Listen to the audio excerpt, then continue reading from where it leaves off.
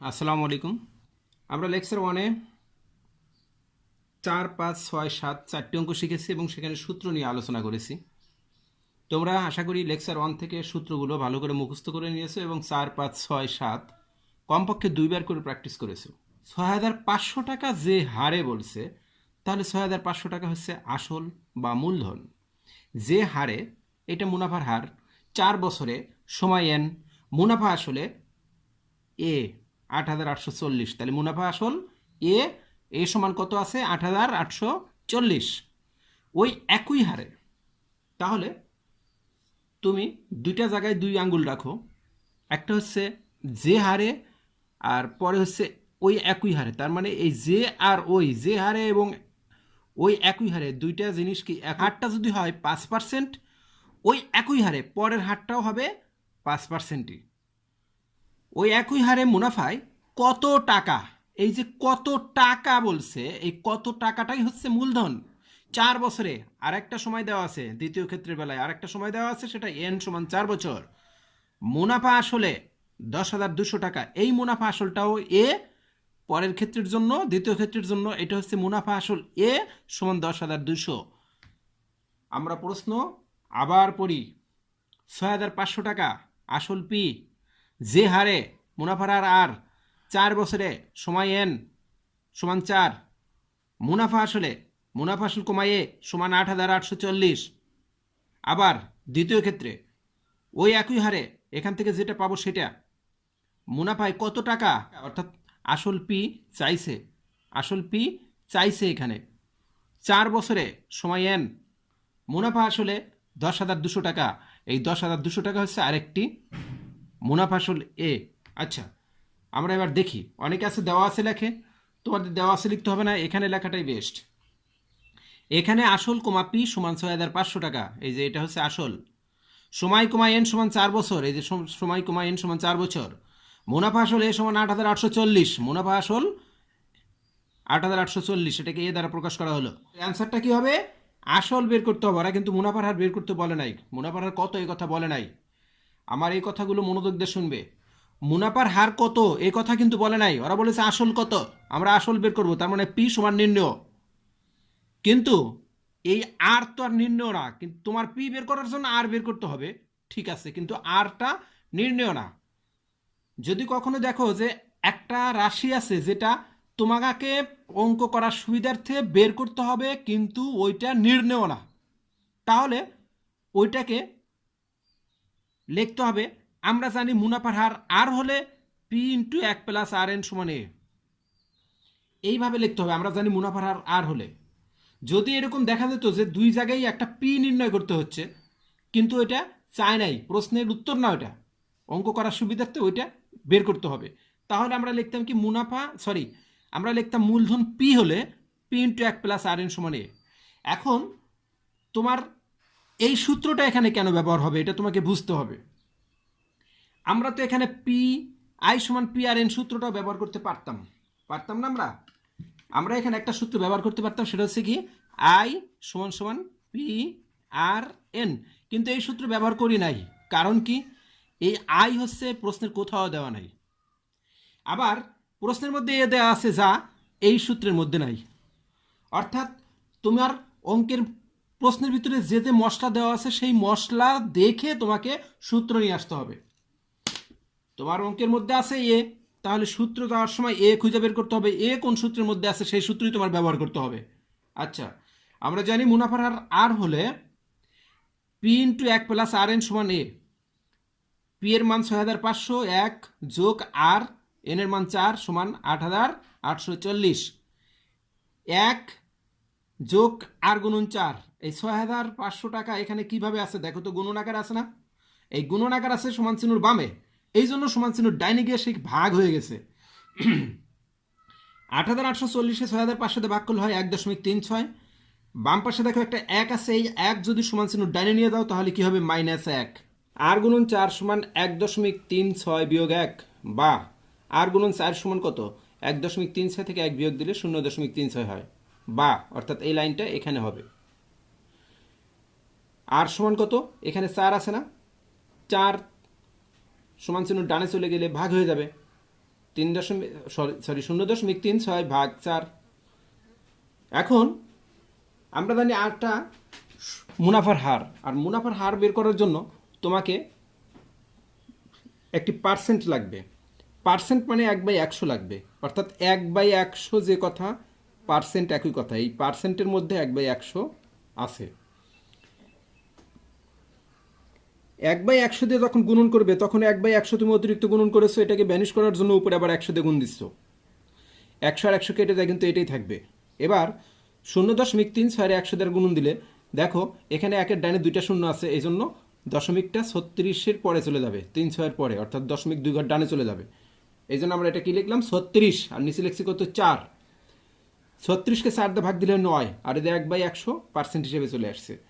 সুতরাং মুনাফার হার কত 9%। যে হারটা তুমি এখন কি পেয়ে গেলে 9%, ওই একই হারে, তার মানে এখন তুমি আবার যে আর একটি অংশ অঙ্ক করবে দ্বিতীয় ক্ষেত্রে, তুমি ওই 9% হারটাই তুমি ব্যবহার করবে। ওই একই হার মানে এখানে ওই 9%ই হবে। আবার মুনাফার হার কমা আর সমান কত, আমরা এই 9% পরের বারও ব্যবহার করব। এই জন্য লিখলাম মুনাফার হার আর সমান হচ্ছে 9%। 9% সমান সমান হচ্ছে 9/100, অর্থাৎ পার্সেন্ট উঠে গেল, 100 দিয়ে ভাগ করলে পার্সেন্ট উঠে যায়। সময় এন সমান 4 বছর। মুনাফা আসল কমা এ সমান 10,200 টাকা। আসল পি সমান নির্ণয়, আমরা জানি পি ইন্টু 1 প্লাস আর এন সমান এ। এখানেও এই সূত্রটি ব্যবহার হয়েছে, কারণ এখানে এ আছে, পি আছে, এন আছে, আর আছে। যদি এখানে এ না থেকে আই থাকতো তাহলে আমরা লিখতাম আই সমান পি আর এন। অর্থাৎ সূত্রে কি কি উপাদান দেওয়া আছে, অঙ্কের মধ্যে কি উপাদানগুলো দেওয়া আছে, সেই উপাদানগুলো কোন সূত্রের মধ্যে আছে তোমার সেই সূত্রেই যেতে হবে। আমরা জানি পি ইন্টু 1 প্লাস আর এন সমান এ। পি এর মান বের করতে হবে, পি লিখে দিলাম 1 যোগ যোগ আর এর মান কত 9/100, এই যে 9/100 গুণন এন এর মান কত 4 সমান সমান এ এর মান কত 10,200 টাকা, 10,200। পির জায়গায় পি লেখো 1, 9 আর 4 গুণ দিলে হয় 36, 36 উপরে নিচে 100। এবার দেখো তুমি ইতিপূর্বে শিখছো 0.36 100 দিয়ে গুণন করায় 2 ঘর ডাইনে চলে গেছে। যদি কোনো সংখ্যাকে 100 দিয়ে ভাগ করো তাহলে দুটি শূন্য আছে, 100-র সাথে দুইটা শূন্য আছে, ওই দুইটা শূন্য থাকার জন্য 2 ঘর বামে দশমিক হবে। তাহলে 36 তার 2 ঘর মানে কত 6 আর 3, তার বামে একটা দশমিক দিয়ে তার বামে একটা শূন্য দিয়ে দিলাম, তাহলে 0.36। আবার বলি 100 দিয়ে গুণন করলে দশমিক ডান দিকে চলে যায়, আর 100 দিয়ে ভাগ করলে দশমিক বাম দিকে চলে আসে। কয় ঘর 2 ঘর বামে চলে আসে, এই 2 ঘর বামে চলে আসছে। 1-এর সাথে 0.36 যোগ করলে হয় 1.36। পির সাথে এটা গুণন আকার আছে, শুধু ব্র্যাকেট দিয়ে রাখলেও হবে, অথবা এখানে ফোঁটা বা একটা গুণ চিহ্ন দিলেও চলবে। এবার পির জায়গায় পি লিখলাম, 1.36 আছে গুণন আকার, এই জন্য এটা ডান পাশে চলে গেলে হয়ে যায় ভাগ আকার। 10,200 1.36 দ্বারা ভাগ করলে হয় 7,500। পির মান কত বেড়েছে 7,500। তোমরা এই জায়গাটা আমি এখন কি বলি ভালোভাবে খেয়াল রাখো, কারণ এই জায়গাটা অনেক শিক্ষক অনেকভাবেই শিখান, কিন্তু আসল রহস্যটা কেউ শিখে না। দেখো আমি কিন্তু লিখেছি বা পি সমান সমান 10,200 ভাগ 1.36। এরপরে কিন্তু আমি পরের লাইনে এসে বা পি বা সুতরাং পি এসব লিখে নেই, না লিখে পরে সমান চিহ্ন বরাবর একটা সমান চিহ্ন দিয়ে লিখেছি 7,500। অর্থাৎ 10,200 1.36 দিয়ে ভাগ করলে ক্যালকুলেটর দিয়ে হিসাব করে 7,500ই হবে। এখানে কিন্তু আবার টাকা লিখছি, এখানে আমার একটা উদ্দেশ্য আছে, আমি এখানে পি আবার লিখি নেই কেন? পি না লেখার উদ্দেশ্য হলো যদি তুমি একক ব্যবহার করো, যদি তুমি এখানেই একক ব্যবহার করো তাহলে সমান চিহ্ন দিয়ে পরের বার আর পি লিখবে না, বা পি না লিখে সরাসরি পির মানটা কি 7,500 তো বের হয়ে গেল, তার সাথে একটা একক লিখে দিবে টাকা। সুতরাং নির্ণয় আসল কত 7,500 টাকা। এই সব সমাধানের ক্ষেত্রে যখন মাঝখানে সমান চিহ্ন থাকে, দুই পাশে কিছু সংখ্যা থাকে, ওইখানে কোনো একক ব্যবহার করা চলে না। অনেক টিচার আছে এখানে লিখে দেবে সুতরাং পি সমান সমান, দেখো কি লিখবে, লিখবে সুতরাং পি সমান সমান 7,500 টাকা। এই টাকা লেখাটা ভুল, যদি এই পাশে তুমি পি লেখো তাহলে এই পাশে টাকা লেখা ভুল, লেখা যাবে না। সুতরাং সমান চিহ্ন বরাবর আরেকটা সমান চিহ্ন দিয়ে এটার মান 7,500 লিখে তুমি এখানে টাকা লিখে দেবে। এখন 10 নম্বর অঙ্ক খেয়াল করো। শতকরা বার্ষিক যে হারে কোনো মূলধন 6 বছরে মুনাফা মূলধনের দ্বিগুণ হয়, সেই হারে কত টাকা 4 বছরে মুনাফা মূলধনে 2050 টাকা হবে? প্রশ্নটা এবার আমরা ভালোভাবে খেয়াল করি। শতকরা বার্ষিক যে হার, এই হারটা হচ্ছে মুনাফার হার। আর কোনো মূলধন হচ্ছে পি, 6 বছরে 6 হচ্ছে সময় এন, 6 বছর। মুনাফা মূলধন হচ্ছে এ, দ্বিগুণ মানে এই মূলধন যত টাকা তার দ্বিগুণ হবে মুনাফা মূলধন, এবং এই দ্বিগুণ হতে সময় নেবে 6 বছর। এটা হচ্ছে প্রথম ক্ষেত্রে। দ্বিতীয় ক্ষেত্রে বলছে সেই হারে, সেই বলতে যে হারে, এখান থেকে যে হারটা তুমি পাবে এখানে সেই হারটাই আবার ব্যবহার করবে। কত টাকা, তার মানে মূলধন চাইল 4 বছরে মুনাফা মূলধনে সময় এন সমান 4 বছর, মুনাফা মূলধনে 2050 টাকা হবে। তাহলে এই মুনাফা মূলধন এ হলো কত? 2050 টাকা। আমরা প্রথম ক্ষেত্রে মুনাফার হার বের করে নেব। প্রথম ক্ষেত্রে প্রাপ্ত মুনাফার হার দ্বিতীয় ক্ষেত্রে আমরা ব্যবহার করে মূলধন বের করব। এবার প্রথম ক্ষেত্রে দেখা যাচ্ছে মুনাফার হার বের করতে হবে, আবার মূলধন দেওয়া নাই, সুতরাং মূলধনটা আমরা ধরে নেব। প্রথম ক্ষেত্রে ধরি মূলধন পি সমান এক্স টাকা। 6 বছর পর মুনাফা মূলধন এ সমান 2x টাকা, কারণ 6 বছরে মুনাফা মূলধনে দ্বিগুণ হয়ে গেছে। কে দ্বিগুণ হয়েছে? এই মূলধনটাই তো দ্বিগুণ হয়েছে। তাহলে মূলধন ছিল এক্স টাকা, 6 বছর পর হয়ে গেল 2x টাকা। সময় এন সমান 6 বছর, সময় এন সমান কত? 6 বছর।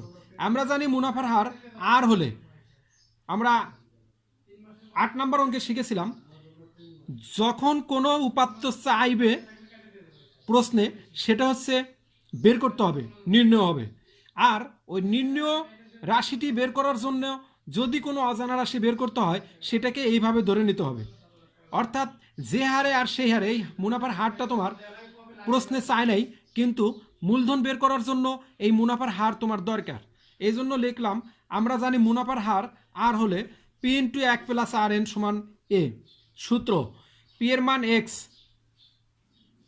1 প্লাস আর, এন এর মান 6, এর মান 2x বসায় দিলাম। এক্স বাম পাশ থেকে ডান পাশে আসলে ভাগ হয়ে যাবে, কারণ এক্স বাম পাশে গুণন আকারে আছে। এক্স আর এক্স কাটাকাটি হয়ে থাকে এখানে 2, আবার বাম পাশে 1 প্লাস আর গুণন 6 থাকে। এখন আর গুণন 6 সমান কত? 1 বাম পাশ থেকে ডান পাশে গেলে বিয়োগ হয়ে যায়, ডান পাশে চলে গেলে 2 মাইনাস 1 হবে। 6 গুণন আর সমান তাহলে 2 থেকে 1 বিয়োগ দিলে 1। শুধু আর সমান কি? 6 1-এর সাথে ভাগ হয়ে গেল, আর সমান 6 1-এর সাথে ভাগ হয়ে গেল। এখন আর এর মান যদি বের করতে হয় সেটাকে পার্সেন্টে বের করতে হয়। আর এর মান বের করতে হলে সেটাকে পার্সেন্টে বের করতে হয়। পার্সেন্ট বের করার জন্য আমরা 1/100 অতিরিক্ত লিখব। 1/100 যেহেতু অতিরিক্ত লিখতেছি, এটাকে ভ্যানিশ করার জন্য উপরে আর একটা 100 দিয়ে গুণন করলাম। এই 100 আর এই 100 কাটাকাটি হয়ে 1/6 থাকবে। এবার 6 দ্বারা 100-রে কাটাকাটি করো, তাহলে 6 জোড় সংখ্যা, 100 জোড় সংখ্যা। 6কে 2 দিয়ে ভাগ দিলে হয় 3, 100-রে 2 দিয়ে ভাগ দিলে হয় 50। 3 আর 50 কোনো কাটাকাটি হয় না, এই জন্য উপরে 50 নিচে 3 লিখলাম, গুণন 1/100। 1/100 মানে হলো পার্সেন্ট। আমরা 1/100 পরিবর্তে পার্সেন্ট বসাই দিলাম। তাহলে প্রথম ক্ষেত্রে আমরা মুনাফার হার পাইলাম কত? 50/3%। এই প্রথম ক্ষেত্রে প্রাপ্ত মুনাফার হার আমি দ্বিতীয় ক্ষেত্রে ব্যবহার করে মূলধন বের করে নিয়ে আসব। দেখো দ্বিতীয় ক্ষেত্রে কি করলাম। দ্বিতীয় ক্ষেত্রে মুনাফার হার আর সমান সমান 50/3%। যখন কোনো মুনাফার হার বের করবা তখন 1/100 দিয়ে গুণন করে পার্সেন্টে নিতে হবে। আবার যখন কোনো মুনাফার হার অঙ্কের মধ্যে ব্যবহার করবা তখন ওইটাকে আবার 1/100 দ্বারা গুণন করতে হবে পার্সেন্টের পরিবর্তে। তাহলে পার্সেন্ট আমরা 1/100 দিয়ে গুণন দিয়ে পার্সেন্ট বসাবো, আবার পার্সেন্টকে উঠে দেবো, এর জন্য 1/100 দিয়ে গুণ করতে হবে। পার্সেন্ট মানেই হলো 1/100। এবার 50 দ্বারা 100-রে ভাগ করলে হয় 2। 50-এর কাছে একটা 1 লেখো, আর 100 দিয়ে 100-কে 50 দিয়ে ভাগ করলে 2 হয়, সেই 2 লেখো। 2 দ্বারা 3-রে গুণ দিলে হয় 6, 1 দ্বারা 1-রে গুণ দিলে হয় 1। সময় এন সমান 4 বছর। দ্বিতীয় ক্ষেত্রে দেওয়াই আছে। মুনাফা মূলধন এর সমান 2050 টাকা, এটাও দেওয়াই আছে। মূলধন পি সমান নির্ণয়। আমরা জানি পি ইন্টু 1 প্লাস আর এন সমান সমান এ। পি লেখো 1 লেখো, আর এর মান কি 1/6 গুণন এন এর মান কত 4 লেখো। 4 এবং 6কে 2 দিয়ে কাটাকাটি হয়, তাহলে 2 দিয়ে 6কে ভাগ করা, কাটাকাটি মানে ভাগ করা, কাটাকাটি মানে ভাগ। 2 দিয়ে 6 ভাগ করলে হয় 3, আর 2 দিয়ে 4 ভাগ করলে হয় 2। উপরে থাকে 2, নিচে থাকে 3। এবার এই অংশটাতে যা বলবো মনোযোগ দিয়ে খেয়াল করো। এই অংশটা ছাত্রছাত্রীদের কাছে কঠিন লাগে এবং তারা ভুলেও যায়। দেখো, 1-এর নিচে মনে মনে একটা 1 আছে, আর 2-এর নিচে আছে 3। তাহলে দুইটা ভগ্নাংশ যদি তুমি যোগ বিয়োগ করো, ভগ্নাংশের হরগুলোর লসাগু করতে হয়। 1-এর নিচে 1 আছে, তার মানে হর 1। 2-এর নিচে 3 আছে, মানে হর 3। 1 আর 3-এর লসাগু হবে 3। প্রথম হর দ্বারা লসাগুরে ভাগ করতে হবে, ভাগফল যা প্রথম লবের সাথে গুণন হবে। প্রথম হর হচ্ছে 1, 1 দ্বারা লসাগু 3 রে ভাগ করলে হয় 3, 3 দ্বারা 1 রে গুণ দিলে হয় 3, যোগ যোগ। দ্বিতীয় হর দ্বারা আবার লসাগুরে ভাগ করতে হবে। দ্বিতীয় হর আছে কত 3, লসাগু কত 3, তাহলে 3 দ্বারা 3 রে ভাগ দিলে হয় 1, 1 যায় আবার উপরে লবের সাথে গুণন দিলে হয় 2, সমান সমান 2050। 3 আর 2 যোগ করলে হয় 5, নিচে হয় 3। এবার নিচের 3 সমান চিহ্ন ডানে গেলে গুণন হয়ে যায়, অর্থাৎ এখানে 3 ভাগাকার আছে, ডান পাশে গেলে গুণন হয়ে যাবে। পি দ্বারা 5 রে গুণন দাও, পি আর 5 গুণন, আর 3 ডান পাশে 2050-এর সাথে গুণন। এবার 5 যেহেতু গুণনাকার আছে পির সাথে, 5 ডান পাশে গেলে ভাগাকার হবে। 5 দ্বারা 2050 ভাগ করলে 410 হয়। এই ভাগ তোমরা ক্যালকুলেটর দ্বারা করে নেবে, 410 হবে। 410-এর সাথে 3 গুণন দিলে 1230 হয়। সুতরাং নির্ণয় মূলধন 1230। এই অঙ্কটা 2 থেকে 3 বার ভালো করে করবে। 8 নাম্বার আর 10 নাম্বার ভালোভাবে শেখার পরে 11 নাম্বার অঙ্ক করতে যাবে।